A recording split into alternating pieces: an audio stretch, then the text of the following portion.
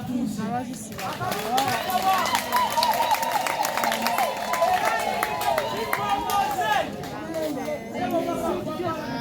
Mulaba bambi n'ab'emitwe gisula gibaluma. Lwaki? Mwami Kayondo asula agamba nti magezi genyinza okusala okulaba ng'ensimbi zino akutandikiza na gumu ogumu enkola gy'ogukozeemu kagali kubona bw'obanga oli musomi ono yagamba nti nzeyo nagitereka bwe wagipa bwe njizizza kagali ng'ogamba Kayondo okuga influensi yawa ye Mukono Sauti nga babikula ebitabo ab'Mukono Sauti bakola batya kate microfinance mujye mubasisinkana ngandeta n'aba microfinance nenda mumwina sooka kubazanzi manyi bannange siina bulungi ate bannange siina kukola ebibalo tugenda kuyiga ebintu ebitutwala maaso Namuyenje byagenda kubeerawo enkyukakyuka mu byenfuna byaffe eby'ekitundu naye nga ntegeezeddwa amakya ga leero tugenda kubeera ate era bw'anaava wano alina omukolo gwagenda okukola ku kkanisa awo okutema envuunike ensonga eyo mu ngalo kubanga yankulaakulana asaba okukama wange ssente lwa ensi yange okukola omugudo ekitongole ensi yange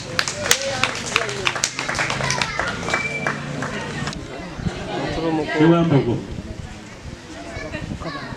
tulumuko nange mpulira mpanira emirembe kuba omulimu gwange mba ngenda kusigaza baba batugamba eno puroguramu abantu mbadde temubeera bamativu temulaba ku ssente za gavumenti era nga temuziryangako so mbadde mugamba kawo kati ku luno lujo mugala kiifu banga azeekwata ensawo y'eggombola yonna lujo ga kiifu muli babbi naye kati namwe bagenda babawa ebintu bya bukadde 10 bukadde ne babawa n'ente ez'amawako naye ng'oli ne mulire wana tamugamba ekyalimuzanyo nolwekigamba eyo tujja kubagamba tuwetereke mbwongo tuwetereke buli kimu era puroguramu zibadde nnyingi naye ng'enkwata yaazo ng'abantu bawa ebintu nga beebulankanya kati bazirese ku muluka bazisanze obuzibu nga balwala naye ye puroguramu era gavumenti gyeyala okwongeramu naye nga kyagenda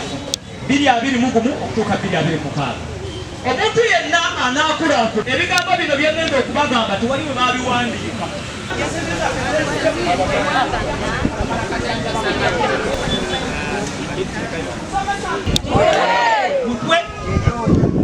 bweziba zizze gwekola ki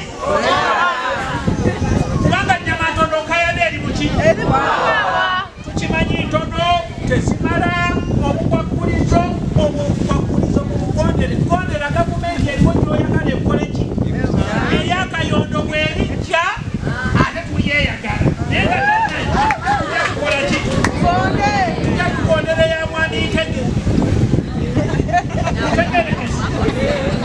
oba kubyewubye bulungi sikubye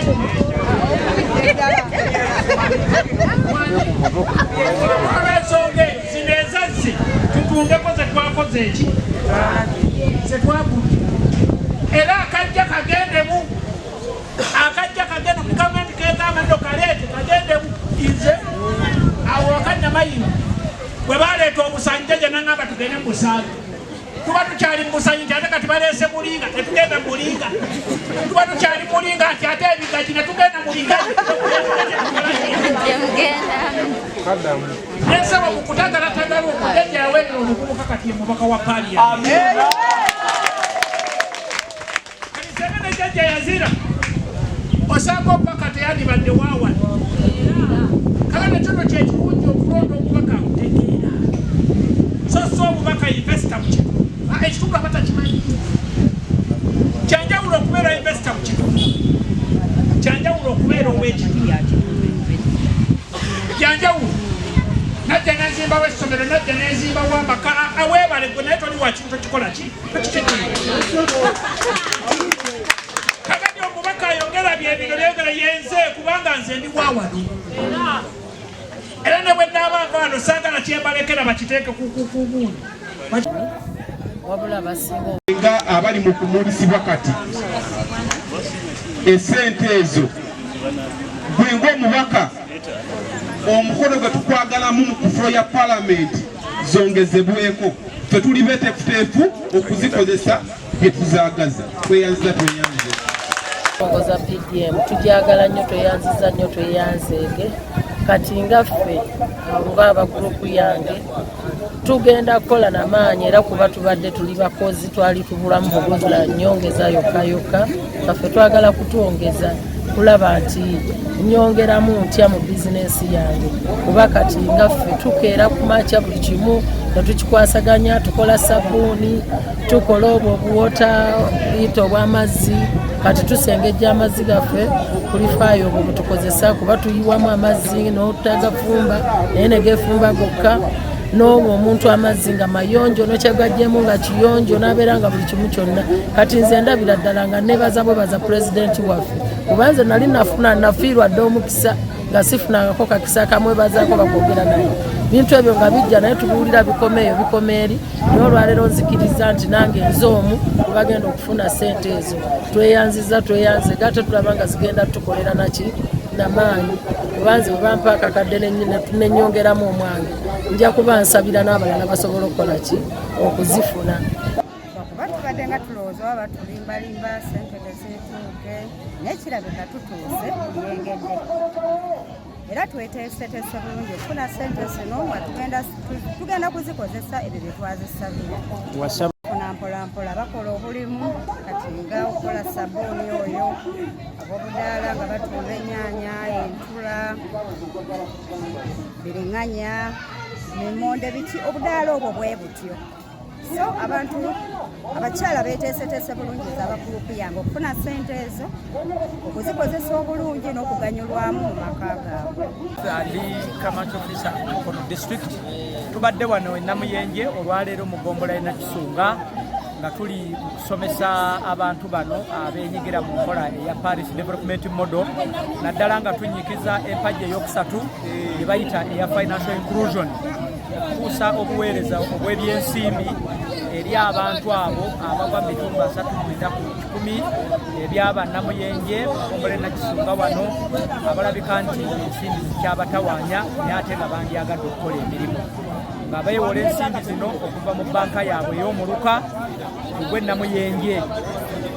Tubadde wano okubasomesa ekibalo kye bayita okuteekateeka omulimu gw'ogenda okukola. Ekikulu si kyakufuna bufunyi ssente naye ekikulu kyakusanga nga weeteeseteese bulungi bw'oba ogenda kulima ennimiro weeri biki bye weetaaga okuteeka mu nnimiro eyo okusobola ogiteekateeka obulungi osobole okusimba ennyaanya bw'oba ogenda kulunda ente y'amata nga weewoze okugeza akakadde n'okajja mu Parish Development Modal ne weewola looni olina ekiyumba w'ogenda okulundira omulimu gwonna okuwangula gwetaaga okuba nga oteeseteese bulungi ti munteekateeka eno eya Parish Development Modal okusinziira ku guidelines oba amateeka ge tutambulirako tewali muntu yenna alina kusaba abantu ssente nabwe kiti abakulembeze abaakola ekintu ekyo oba ababadde bakikola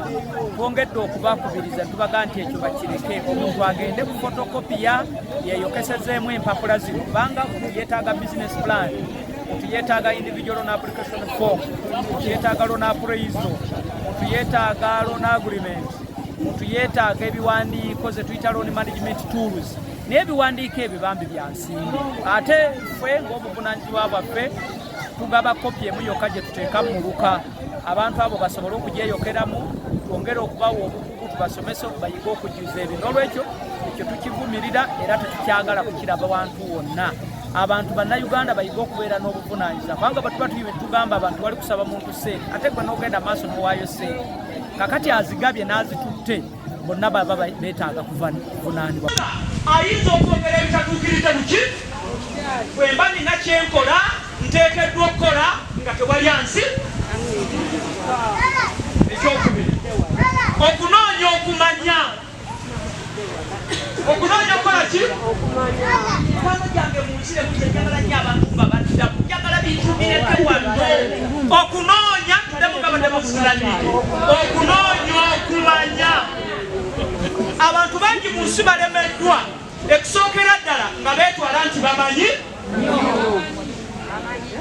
olina atuuka n'okugamba nti ku kyalo kuno ffe twasooka kali bwoba wasooka kutukoleki n'olwekyo buli muntu yenna akulinaanye mutwale nti wabuvunaanyizibwa gyo n'oyo gwolaba atudde mu kagaali nga takyalina magulu mutwale nti wabuvunaanyizibwa era olina kyomweta. Abaganda bagamba nti obuteebuuza butambuza amazzi emisana ne nga nkula nasuula emiramwa 10 egiwanguzisa omuntu sebo ssente wa NRM ebisitu mu kitundu kyo nga tewali akusi yongere kyokubiri biri 10 bwe munaabiwandiika temugenda kusigala kyekyo bagenda bawulira lwaki omuntu yenna tukyandibadde kyavunaanyizibwa kukwata kumuwa ssente nga tomaze kumubulira kyakukola akiriisa okubuli bajja okuwulira enjiri mu kyakya ajja ne Bayibuli